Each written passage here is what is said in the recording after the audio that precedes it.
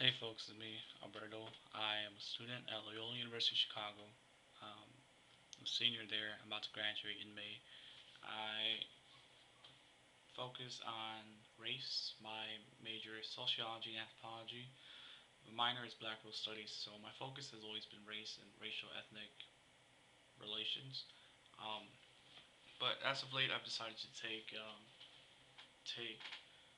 more intersectionist approach, meaning that I discuss race, but also talk about the correlation between race, class, gender, sexuality, religion, age, ability, etc., etc.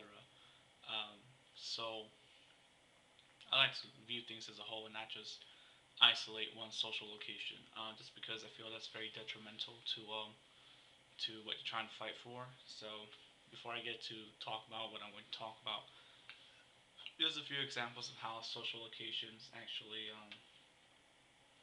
how ignoring the intersection is not helpful to your cause. Like, I was able to meet Angela Davis a couple months ago, and she talked about how the Black Power movement that she was involved in, the Black Panther movement, that the whole Black is Beautiful campaign was not addressing black women, it was addressing black men. How they wanted the image to change from beast like to, well, a man. Um, and it was surprising because you would think that they would be addressing the beauty standards that are associated, the Eurocentric beauty standards, breaking off of those associated with women. But she said, no, women were completely left out of it. So uh, just keep that in your heads. I think it's very important to state. I think it's very important to take that approach because, um, again, you get to see the whole picture. So, but what I would like to talk about is interethnic conflict.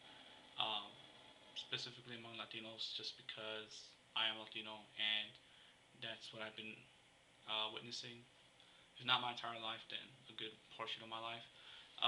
So I've been able to travel a lot. Travel to, well, not a lot. I've been able to travel outside of Chicago, mainly to the East Coast. New York City is my favorite city outside of Chicago. So I like to go there a lot. I like to go Washington Heights, Spanish Harlem, El Barrio, South Bronx, LES, Brooklyn, uh, Queens. Not so much Staten Island, just because I went there and there wasn't really that much to see. No offense to anyone from there, but I didn't find too much of it interesting. But one thing that I did find interesting was the influx of Latinos there. I knew that New York boasted the largest Latino population in the country, but I did not know how massive it was, and that was a good thing, cause like I grew up on the south side of Chicago in Pilsen, the largest Latino neighborhood in the Midwest, and I didn't speak Spanish. It was, don't ask me how it happened. It just didn't. I just didn't. But when I went over there to New York, I was just like, how do you go? How do you how do you grow up here and not learn Spanish, even if you're not Latino? Like, you hear Spanish everywhere, and that was like a really awesome thing because I was able to practice my Spanish when I was over there.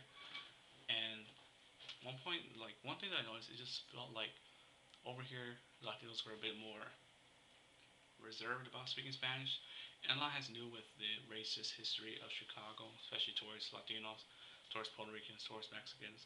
Um, so, but over there it's just like, I'm Latino, I'm gonna speak Spanish. I don't care if you like it or not. I'm gonna speak it. I don't care. So that was good. I like that. But when I would hang out with my Dominican, Puerto Rican, Colombian, Ecuadorian friends, Guatemalan friends, whatever, I noticed that there is a lot of distancing, and it happens a lot here in Chicago, but it seems to be more in the past over here in Chicago.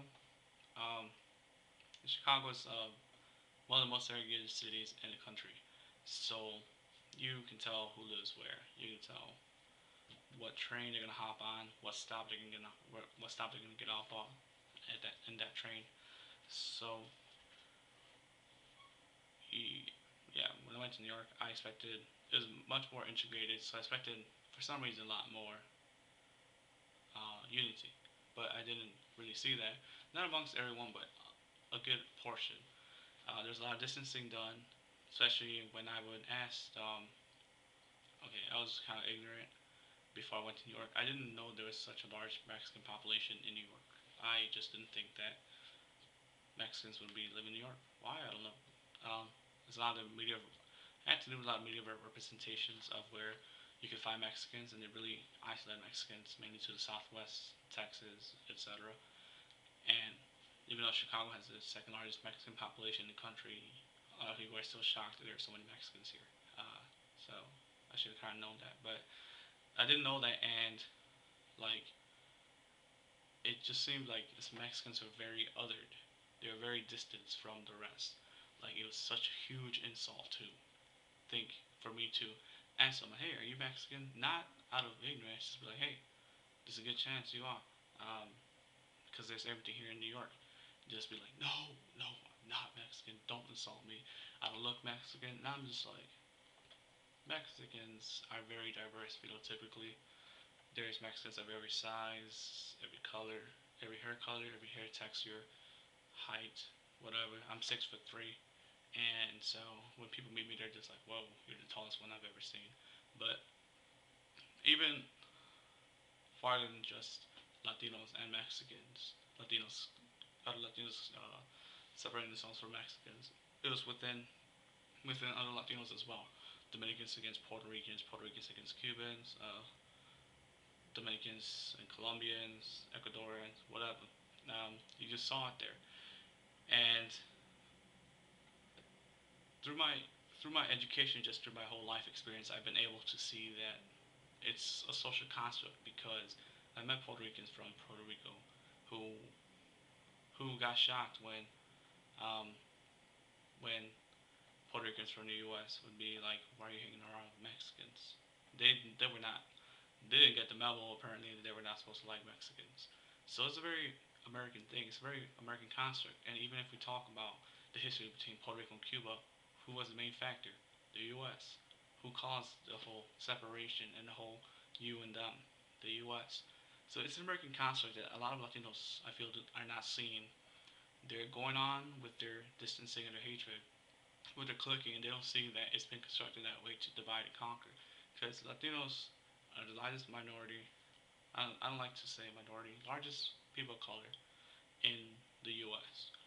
And New York alone, you can see that.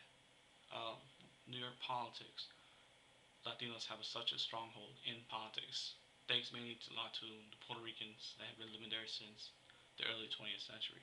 And Chicago, we see that as well within the Puerto Ricans and Mexicans. Um, so I just feel like New York has such potential. Not to say New York hasn't done anything, but New York can do so much better with the interethnic relations. And think of the numbers. Think of you have three of the four largest Latino ethnic populations. You have Puerto Ricans, Mexicans, Dominicans, and you're only missing Cubans. There's not such a large Cuban population I know in New York as opposed to Miami, but you have three of the four, and that alone speaks volumes onto as to what you can do within your city. Not to say Chicago's hands are clear, but Chicago is a very segregated city, and I think that we've been very even within there's a lot of supremacist movements going on over here. There's a lot of supremacist organizations right down the street from my house, in the suburbs right over here. Um, so I'm not saying that we're better. I'm not saying that we know what to do, but within the obstacles that are up against us, massive gentrification. I know it's going on in New York, but it's happening a lot here in Chicago, especially since Barack Obama won, and the mayor wanting to expand downtown 20 miles south. Then we're trying to get the Olympics over here. So we're going through a whole bunch of stuff, and yet for some reason I still see that Latinos have been able to unite. And I think, like I said, it has to do with gentrification. I think the Puerto Ricans and Mexicans were being kicked out of our native neighborhoods. I no longer live in Pilsen. We could not afford the rent at all. And Puerto Ricans are being displaced from Humboldt Park, not without a fight though. I will not say that Mexican Puerto Ricans from Pilsen and Humboldt Park are willingly moving away, because they're not at all. Um, there's so much resistance going on in those neighborhoods to maintain a Latino Mexican Puerto Rican space. But I think we're able to see that we have very similar issues going on between the two communities. So that's why we're able to put aside our differences. So I would really hope that New York um, does that, just because if you go to Washington Heights, Spanish Harlem, you have people, you have Mexicans living next to Dominicans, Dominicans living next to Puerto Ricans, living next to